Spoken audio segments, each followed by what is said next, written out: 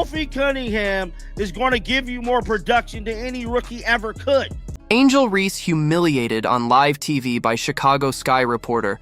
She's no Caitlin Clark. Sometimes the harshest reality checks come not from trash talk, rivalry games, or highlight reels, but from a single simple question. A question that pierces through the noise, the branding, and the bravado. For Angel Reese, that moment came under the fluorescent lights of a Chicago Sky press conference, where a reporter, without malice or mockery, asked her one thing. Did she still believe people were watching women's basketball because of her? 2 words followed. Next question. And just like that, the illusion shattered. That phrase, delivered without confidence or conviction, wasn't just a dodge. It was the sound of a narrative collapsing. It was the moment when a season's worth of self-promotion, social media, swagger, and boastful sound bites came face to face with the cold, unflinching truth. And under the weight of that truth, Reese had nothing to offer. No stats, no rebuttal, no defense, just a deflection. Let's rewind to where this all began. Back to last season, when Angel Reese, riding the high of LSU's national championship victory over Iowa, looked directly into the camera and declared, "People watch women's basketball because of me too." She wasn't subtle about it. She wanted that credit. She believed she was part of the reason the women's game had exploded. She wanted equal footing with Caitlin Clark, the sport's undisputed lightning rod of attention. And at the time, many were willing to entertain the idea. LSU versus Iowa was a phenomenon. The trash talk, the pointed ring finger gesture, the intensity, it was magnetic. For a moment, the rivalry felt real, and Reese was its villainous heartbeat. But time is the ultimate measuring stick. And now, a full year later, with numbers, viewership, and ticket sales as evidence, it's clear. Angel Reese was never the draw she claimed to be. Caitlin Clark is not just the face of the WNBA, she's the reason the league has found itself. On the lips of casual fans, sports talk shows, and primetime networks. Meanwhile, Reese, she's ducking questions. Let's talk attendance. Last season, the Chicago Sky averaged around 8,000 fans per home game. A respectable number, perhaps, until you compare it with the Indiana Fever.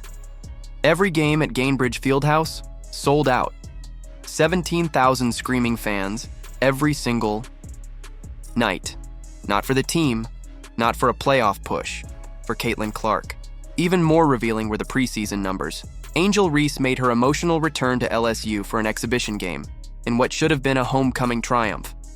An arena that holds over 13,000 fans barely reached 6,000, less than half capacity. This wasn't just a missed opportunity, it was an indictment of the very claim Reese had made.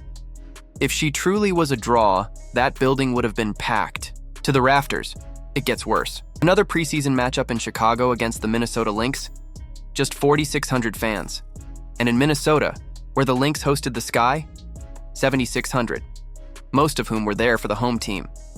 These aren't the numbers of a QE, viewership magnet. They're just average WNBA attendance figures, unremarkable, uninspiring, and wholly incompatible with the narrative Reese tried to construct. Reese's mother tried damage control, tweeting cryptic shade about championship banners and haters, looking at attendance. But the message behind that defensiveness was loud and clear. They knew the numbers weren't in their favor, because while the Reese camp clung to championship clout, Caitlin Clark kept changing the game. Let's break down the Clark effect. Her preseason homecoming at Carver Hawkeye Arena sold out in 45 minutes. That's faster than most concert tickets move. Viewership for that game? 1.3 million. That's regular season NBA territory. And her jersey? Second in all of basketball last year. Only Steph Curry outsold her, and she beat out LeBron James, Kevin Durant, and every other NBA star in the market. For context, no other WNBA player even cracked the top 10. This isn't hype. This is a tidal wave. Ticket prices for Clark's preseason games routinely exceeded $600. That's not a misprint. $600 to watch an exhibition. That's more than what some fans pay to see LeBron in the playoffs. And her influence isn't just measured in scalped seats and social media buzz.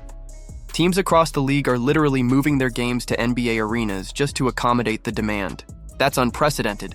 No one, Not Diana Taurasi, not Sue Bird, not Maya Moore has ever commanded that kind of shift. And perhaps most staggering of all, the Indiana Fever will have 41 of their 44 games broadcast nationally this season. That's 93% of the schedule. For comparison, the Los Angeles Lakers, yes, the most storied franchise in NBA history, will air only 39 games nationally. Clark, a sophomore in the WNBA, has outdrawn LeBron James in TV coverage. These are not just good numbers, these are paradigm-shifting numbers. The league itself knows it. That's why WNBA commercials center on Clark. That's why merchandise, campaigns like Now You Know, revolve around her. That's why the Fever have become the centerpiece franchise of the entire league. And the Fever know it too. They've built around her. They brought in veterans like Sophie Cunningham and Natasha Howard. They've given her a roster she can thrive with. They've invested in facilities, coaching, and media infrastructure. They didn't just draft a star, they built a system to elevate her. And in that system, Clark is thriving. Sophie Cunningham even likened Clark's game to a younger Diana Taurasi. Spicier, flashier, even more dangerous, she said. That's not a teammate offering a soundbite. That's a veteran recognizing generational talent. Contrast that with the Chicago Sky's approach to Angel Reese. There's no vision, no plan, no build. She's not being positioned as the face of the league. She's just another player, with a mic, a Twitter feed, and little to show for it, and that's the ultimate problem. When Angel Reese made her infamous claim last year that people were watching because of her too, she opened the door to scrutiny. You can't say that and then recoil when someone asks you to back it up. You can't talk about being the villain and then shy away from the consequences. Did Caitlin Clark make Reese point to her ring finger after beating Iowa? No. Did Clark make Reese jump off the bench like a brawler after Kennedy Carter's cheap shot? No. Did Clark make Reese duck a reporter's question about her own legacy? Absolutely not.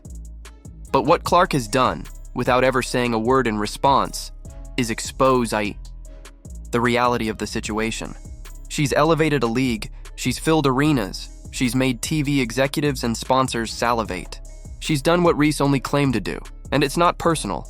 It's not about who talks better or who stares longer or who tweets more aggressively. It's about who delivers. Reese has the charisma, sure, the personality, the viral moments, but basketball is a game of performance.